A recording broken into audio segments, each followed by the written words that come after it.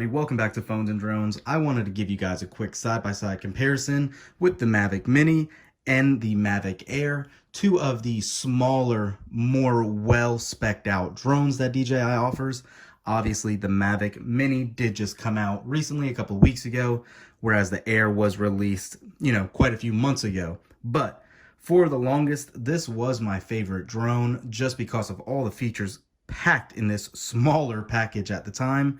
Now, having said that, the Mavic Mini right here, they are selling this drone based off of this number right here, 249 Gs. That stands for 249 grams. That is just below FAA flight regulations for having to register your drone.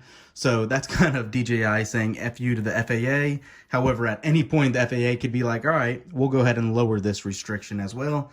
And they have the right to do so. But for now, that is how DJI is marketing this drone. It's the everyday fly cam, as it even says on the box. This is meant to be taking everywhere with you, and as small as this drone is, there is no reason not to want to take it with you if you think you're going to need a aerial flight planned for photos or videos. This has been phenomenal in the time I've used it, but we'll get into that in another video. Let's go ahead and touch on both these devices as it is. So since we're talking about weight, let's go ahead and just jump into the weight on the Mavic Air. This baby weighs 430 grams as opposed to the 249 that I stated on the Mini. Now, aside from that, you can see just how large of a difference there is between these two drones when you put them on top of each other. What DJI did here is pretty phenomenal. The sizing of this and the weight of these it's just unreal. Not to mention some of the other specs that they fit in, which we're going to go ahead and touch on in a minute. As you can see, the controllers are pretty comparable as well. The Air does have a couple of other functions and features, like the sport mode that can be done on the remote, whereas you have to do this in the app for the Mini. Same with your function keys, and you do not have any of those other rear trigger keys like you see on the Air. No screens on either, not a big deal, but one other call out is the way these communicate to the drones. This actually uses Wi-Fi as opposed to the other proprietary DJI software, which gives you a better visual feed farther away. However, I don't know if you're going to be flying over 2 miles away that both these drones can do, but just keep that in mind as well. Aside from that, video is a huge differentiating factor between these two drones.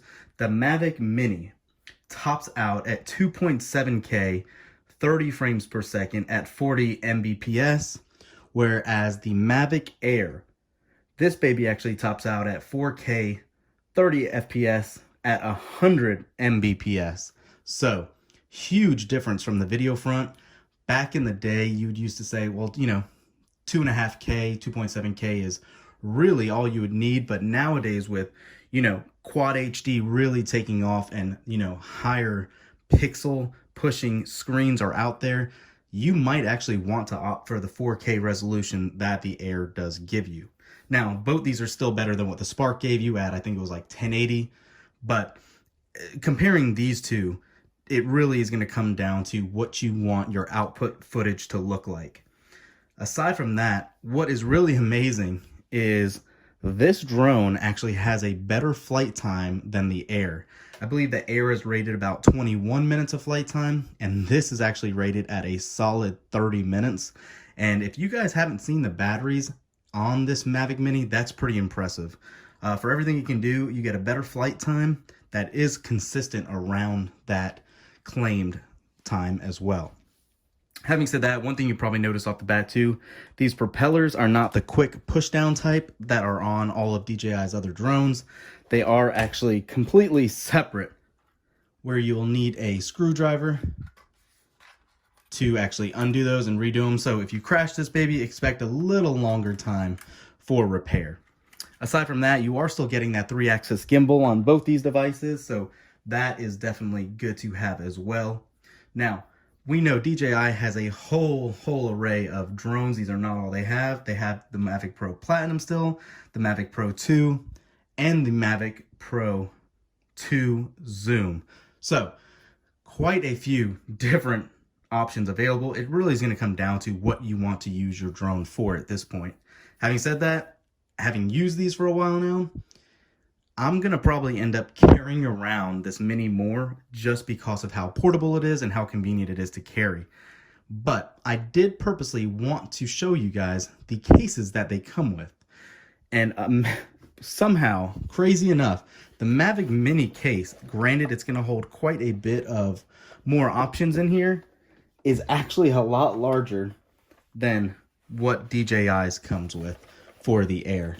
Huge difference there for size, but again, you are going to be able to store everything in that Mavic Air package. Excuse me, Mavic Mini package. This comes in the Fly More combo as well. Just wanted to throw that out there for you guys if you were interested in that. But yeah, that is it. I want to keep this video short and sweet. You guys can see the difference here. Really, ultimately, is going to come down to what you guys are flying your drone for. But keep that in mind. This Mini definitely holds its own, even in strong wind conditions, for flight time, for resolution, for video quality output. It's a thumbs up, guys.